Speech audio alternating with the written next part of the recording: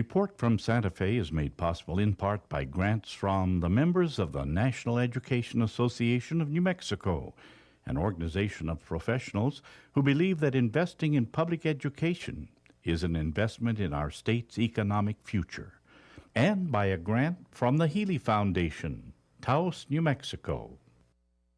Hello, I'm Lorene Mills, and welcome to Report from Santa Fe. Our guest today is Dr. John Counts. Thank you for joining us. Oh, thank you, Lorene. Well, you are a soldier and a scholar. You were with the United States Army for 33 years. Yeah. You're president of the Jewel of New Mexico, Western New Mexico University in Silver City. You're president there for 18 years. The Harvard on the Gila. The Harvard on the Gila, great. While you were there, you brought in a lot of really innovative programs. You got the Zia Award for quality. You started an economic development course, but that's not why you're here. You're here because you are an eyewitness to such an important part of history. Right. You, in your Army career, you saw tours of duty in Viet Nam. You received a Purple Heart. You were chief of staff at the Army War College in Carlisle, Pennsylvania. But what we're talking about today, you were chief of staff for the United States Command in Berlin when the wall came down. Yeah. And why are we doing this show now? Because 25 years ago was when the wall came down. My, how time flies. Yes, but the whole world has celebrated this landmark event. So talk to me about... you're an eyewitness to history, and I have to apologize because we are going to try to condense 40, 50 years of history into 26 minutes. So forgive us if we're skipping around a little bit. But talk about what it meant. This was the end of the Cold War. What's the significance of the event that we're doing the show about?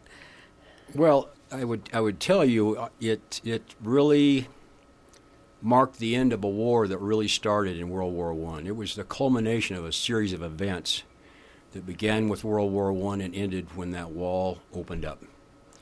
And when you look back at history, we could talk just about that period probably, as you've mentioned many times, for 3 shows. But just the macro view of it, the World War I occurs, the war to end all wars, which didn't. Yeah. They had the rise of Hitler then in the 30s and Japan, and the next thing we know, there's a thing called Pearl Harbor, and we're back at it again. And in 1943, at Stalingrad and El Alamein, the course of that war in Europe and Africa changed in our favor. And from that time on, the Germans were having to move backward rather than forward. And in Yalta and Tehran and Potsdam, before the war was over, the Allies met. First Churchill and Stalin, along with FDR, and determined what they would do at the end of hostilities. They would divide Germany into zones of occupation. They would divide Berlin into sectors, and they would try to keep a unified Germany in place. As the war wound down, they had yet another conference in 1947, the famous Potsdam Conference, and the only thing they agreed on was that they couldn't agree on anything. Because at that time it was pretty obvious there was going to be an Eastern bloc of countries that were going to have Soviet administration, and there was not going to be one Germany, there was going to be 2 Germanys. So the Allies had all these conferences, and they were trying to figure out what to do. And in that period, again, condensing so much history, from about 1945 to 1961, you had once told me that 1/6 of the population of East Germany had fled to Western Germany. And talk to me a little about what was going on right before the wall. Well, you have to contrast why the whole thing came about in the first place. We had different opinions on what democracy was, a pluralistic democracy or a centrally controlled democracy, i.e. socialism, extreme socialism, and communism. Those were the 2 forms of government that took hold.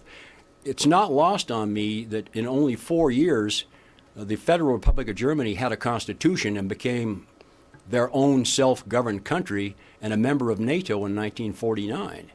But as you move from there on up until 1961, the one variable that dominates everything is this incredible flow of refugees. And they didn't just come from East Germany. They came from the Eastern Bloc. And nobody even knows how many came, but they weren't buying the Soviet model by the tens of thousands a month. And so by 1961, the situation was ripe for them to want to build the wall. They'd already built an Iron Curtain, but that wasn't working. So now the wall. Okay. What happened in 1961? Well, 1961, the wall was actually a surprise. Nobody saw it coming. Then on August 13th, 1961, at 2 o'clock in the morning, all of a sudden they started building the first walls, which were really two fences. And then two walls, which are about 155 kilometers long, two walls separated by a death strip, anywhere from 30 meters to 150 meters in some places wide, with guard dogs and tank ditches and everything, but guarded by 17,000 German and East German police. Wow, and that was the death East zone German in police, between. excuse me, Lorraine. Yeah, that was the death zone in between. And, of course, history and film history is full of these Cold War movies where people are trying to get across and the ingenuity of their escapes. And yet we don't know how many people were killed. Some say 130, some say 200. We'll never really know. We never really will know, Lorraine. But in 1963, our president, John Fitzgerald Kennedy, came to Berlin and he spoke. We're going to see this clip in just a minute. He said, democracy is not perfect, but we've never had to put up a wall to keep our people in. And then he ends with that famous sentence. Let's take it just a moment and look at it. Okay. Freedom has many difficulties, and democracy is not perfect. But we have never had to put a wall up to keep our people in, to prevent them from leaving us. All free men, wherever they may live, are citizens of Berlin. And therefore, as a free man, I take pride in the words, Ich bin ein Berliner. So the famous line, Ich bin ein Berliner. So what was he expressing about Americans' feeling about the wall? Very profoundly. Well, absolutely, that what had been built was a prison that was going to hold people back from being free. And he was absolutely right. He also, I think in some ways, was a bit relieved because he said at one time, well, at least a wall is better than a war. Yeah, good. And I think that brought some comfort to him. But no, I think he hated it. And obviously, we'll never really know because a short time later, unfortunately, we lost him. Yeah. Well, a short time later, actually a long time later, in 1987, That's right. the same year that you and your lovely wife Barbara arrived in Berlin. The same week, President Ronald Reagan came to Berlin, and he made another astonishing speech. We're gonna look at it, but everyone will remember this clip because he says it's a question of freedom. Let's take a moment and look at President Reagan in 1987. It is not the German question alone that remains open, but the question of freedom for all mankind. General Secretary Gorbachev, if you seek peace, if you seek prosperity for the Soviet Union and Eastern Europe, if you seek liberalization, come here to this gate. Mr. Gorbachev, tear down this wall. How many times has that sentence reverberated? Mr. Gorbachev, tear down this wall. And that was in 87. Well, the Germans absolutely loved President Reagan. They also loved Gorbachev. Yeah. And there was an interesting pair that they were, because I think they really kind of felt that the same way about things. And of course, Gorbachev, really believed in transparency. He really believed in self-determination, perestroika, and he also did not believe in Erich Honecker. Yes. He thought he was not equal to the task, and as it turned out, within a short time, Honecker was ousted. Right, what was his job? He was the prime minister. He was the prime minister. Let's take a minute and look at the wall. We've seated you behind two pieces of the wall. Show us the small one, because there's a difference between the east side and the west side. Well, occasionally we'll talk to people and ask them, okay, which side is the west and which side is the east? And we'll let them look at the wall, and then they'll tell us what we think, and they'll normally get it right, because on this side of the wall, you have graffiti, freedom of speech. On this side of the wall, it's white. There isn't any graffiti. No freedom of speech. Yeah. So suddenly, on November 9th, 1989, the wall comes down, except for the Brandenburg Gate. So we're going to look at some of the photographs that you yourself took that are just extraordinary. This was taken 3 days after. This was November 12th, and the wall was opened up on November 9th. You were in a helicopter. Tell us what you see here. Well, this is a very important photo because the wall opened up, and it was so joyous. We had, during that time from the 9th to the 12th, we had over 2 million visitors in West Berlin. Not just from East Berlin, but all over East Germany. Unfortunately, the reverie on top of the wall you saw there, which occurred on top of that wall, was replaced because the one place that the East Germans did not want to turn over was the Brandenburg Gate. And that's an action, unfortunately, that didn't happen for a little while later, probably on the 22nd of December. That was the date that they actually then opened up the Brandenburg Gate. And here's the Freedom Bridge, also from your helicopter It is. trip. And so what's happening here? Well, again, the reason for the helicopter ride in those photos is that we were very concerned that this process was going to reverse itself, particularly when the East Germans got back on that wall and moved everybody back. And what you see there is kind of peaceful because those are East Germans just going back to East Germany for work. Yeah. And their Traubies all lined up there and on the Freedom Bridge, of course, which is quite famous. Well, this is just for fun. But this is you and your lovely wife, Barbara, looking through one of the holes in the wall. A hole that we made. Ah, excellent. My wife is excellent. very strong. Very strong. Yes. But one of the things that you see in news clips from the time is the exaltation, the jubilation. And we'll get back to that in a little bit, but just people, 1 million people went through in 36 hours. They were so free at last to be able to go back and forth. Let's continue the historical process because 6 months later, June 22nd, 1990, Checkpoint Charlie. We all know the phrase. It's really this is a really important photo because one of the things that most people don't realize is the wall opened and Germany started to reunite. But the Allies, led by the United States of America, did not trust the East Germans. They still had over 90,000 Stasi, 180,000 informers back over in the East. And so that ceremony really marked the official recognition by the United States and our allies that the wall was down. And what a vision, though. You disappear a 20-ton building. Well, the whole idea there was our what we did with our colleagues, with the East Germans and the Soviets, was we would tell them, look, there isn't such a thing as East Germany.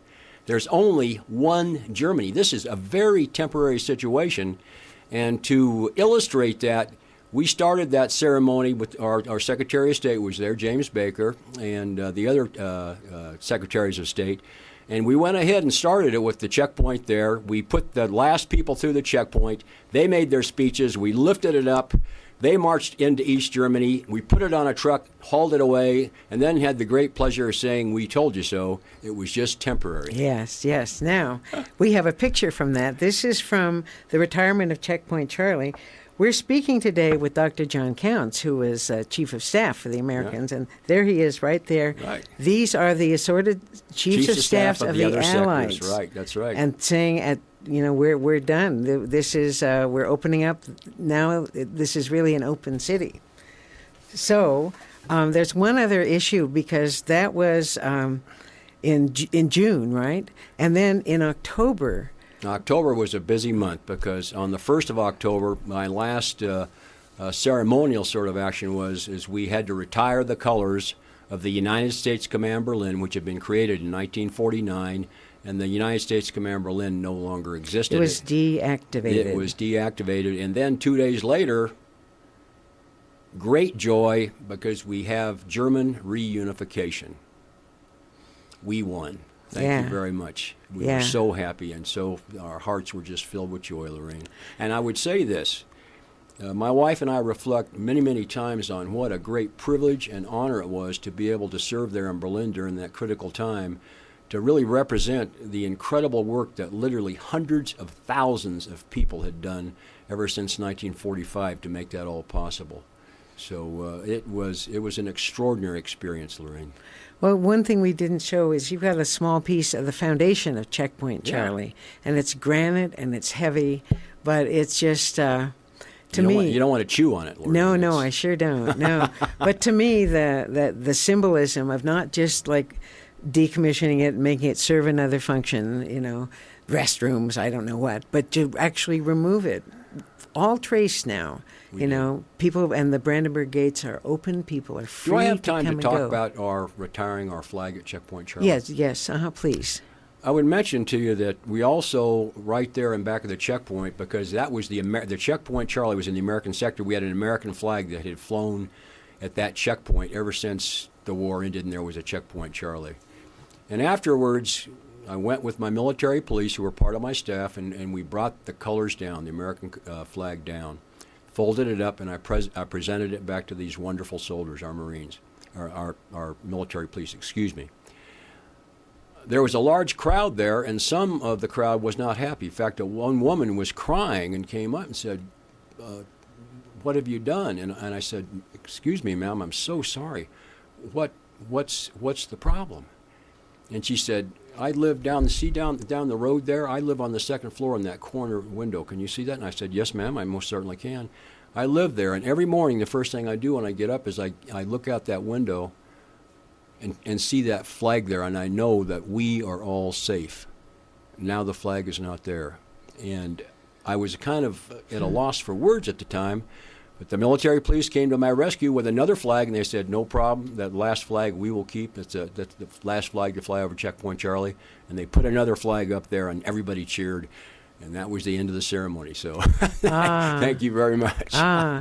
There's so much. I want people to go on their computers and look at. There's so much historical footage, and the people are just joyous and weeping from happiness, Right. and they're almost going back and forth just because they can. The exaltation and the jubilation is just, I've never seen anything like it. And so you and your wife were among those very first people who came through the Brandenburg Gate. We were. And that was on December 22nd. Yes, and a little bit later we'll show a clip from Leonard Bernstein, because he played the Ode to Joy 3 days later to celebrate this. But we're not quite there yet. Recently in Berlin, because this is the month of the 25th anniversary, they had extraordinary celebrations, and Mikhail Gorbachev was here. He gave a very grim speech about maybe we're back at a new Cold War, because the wall coming down signified the end of the old Cold War. But Angela Merkel, who was from Eastern Germany, who was the Chancellor of Germany, said, dreams can come true. This was her speech on the 25th anniversary. This is what I want Germans and the world to know, that we don't have to put up with stuff just because it is that way. We had a dream of freedom, and the dream came true. And all over the world, people have been looking at Berlin and celebrating. There was an art installation that was just beautiful. 2 German artists made a border of light. They had 8,000 beautiful spherical helium balloons that went 10 miles where the wall used to be. So you could feel that there was this border of light, and then at the very moment that the wall was opened up, they released the balloons. Oh, how wonderful. Well, it was really wonderful, because Barb and I were able to go to Washington, D.C. for a 25th anniversary celebration. And one of the things, I'd be remiss if I didn't say it, when Barb and I were in Berlin, we were part of an extraordinary team. My wife called our top team that we had there, the leadership in Berlin, the Dream Team. I think that's a little, maybe over the top, but it's really great, because the people that I worked with on a daily basis were absolutely magnificent. And all those folks that have preceded us really assured that someday that would come. Normally we were asked in these many presentations we gave to dignitaries, when is the wall going to come down? And we had a pat answer, and that is, it's going to come down. There is only one Germany, but probably not in our lifetime. Well, because of all those events and all those zillions of refugees that caused the wall to be created, and then finally to come down, because even with the walls up, they still couldn't keep their people in. We realized that dream, and we realized that on that evening of the 9th of November, 1989. You know, were you surprised? I mean, it happened so quickly that going up the wall was a surprise, but how did you find out about it coming down? Well, I got a phone call. We had some dignitaries in being briefed, and my boss, General Haddock, was in giving a little presentation, and I was there with him as usual. I normally gave the presentations, but this was just a night that he'd done that. And I got called out in the hall, and there was a phone call, and I was talking to the military police, and they basically told me, Colonel Counts, they're coming through the wall at all the six checkpoints that separate East and West Berlin by the thousands. And I said, by the thousands? Something happened on German television, and they've all been told they can just come back and forth freely. So I went in and told my boss, Ray, I said, sir, apparently thousands of people are coming through the wall. And he looked at me and said, you better check that out, John. Yeah, so I went back out and didn't have to. And so immediately at the conclusion of that presentation, we piled in our vehicles and went out and joined in the celebration, which lasted basically without going to sleep until the following Monday. That was a Thursday when that occurred, until the following Monday. We had to set up refugee camps for tens of thousands of refugees because we didn't know if they were going to close it back up. I got a phone call from my colleague that asked, does anybody in your sector speak Vietnamese? And I said, no, but call my colleague over in the French sector, Jean Guinard, and they do, I'm sure. What's going on? Well, we've got all these Vietnamese here. I said, Vietnamese? Yeah, they've come over, and it ended up there was 7,000 of them, and we had to set up a refugee camp for them because they were guest workers, guest arbeiters over in the East, and it wasn't that they didn't want to go back to East Germany. They didn't want to go back to Vietnam, and it was a very interesting thing. So we had, our work just really took off. After that wall opened up, we had a whole new dimension. We had a much larger population all of a sudden in the West, at least temporarily. And like I say, as I mentioned before, the Checkpoint Charlie component of our little presentation here, the United States and the Allies were very patient because we were unsure about the permanence of that wall being opened. Mm-hmm. Due to the nature, it was a sort of an accident in the first place due to a way this German politician in East Berlin spoke on television. And everybody heard it and ran with it. They didn't give him a chance. They didn't give him a chance to. And by the way, the East German government did try to correct it, but it was lost in the sea of thousands of people coming over, and we couldn't be happier. Yeah. Well, the significance, people have written about this, but the triumph of democracy over tyranny, and repression and liberty over repression. But now, what is your takeaway? You were there. You were not only an eyewitness to history, but you were a major factor. You were a major actor in this historical event. How do you hold it now, 25 years later? You get freedom through strength. Mm-hmm. And this kind of a trite saying that has a lot of truth to it that I've shared with you. And that is, those that forget history are condemned to repeat it.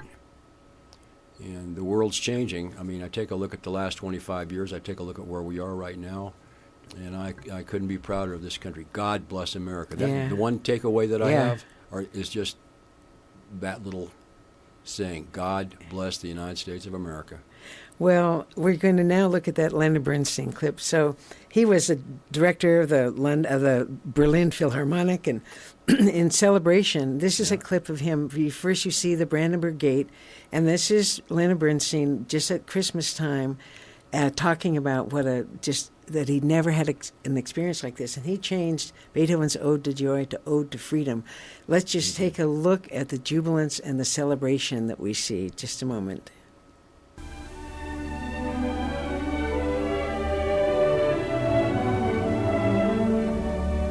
Ich lebe einen Moment, historisches Moment. It's an historic moment. I've never experienced a Christmas like this before. It's the most unforgettable moment in my long, long, long life.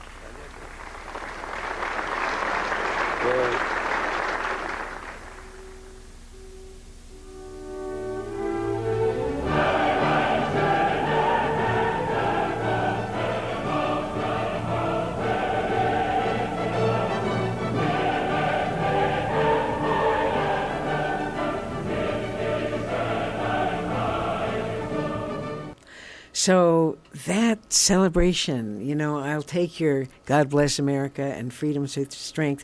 And when you look at those people and it is an ode to freedom and an ode to joy. Oh, absolutely. Our guest today is Dr. John Counts, former president in New Mexico of Western New Mexico University, but chief of staff at the American Command in Berlin, and the eyewitness to history of this extraordinary event. Thank you. Thank you, Lorraine. It's so important that we could hear your point of view and share your photographs and the wall and everything with us. Thank you, John. Thank you, Lorraine. And I'm Lorraine Mills. I'd like to thank you, our audience, for being with us today on Report from Santa Fe. We'll see you next week. Past archival programs of Report from Santa Fe are available at the website reportfromsantafe.com. If you have questions or comments, please email info@reportfromsantafe.com. Report from Santa Fe is made possible in part by grants from the members of the National Education Association of New Mexico, an organization of professionals who believe that investing in public education is an investment in our state's economic future, and by a grant from the Healy Foundation, Taos, New Mexico.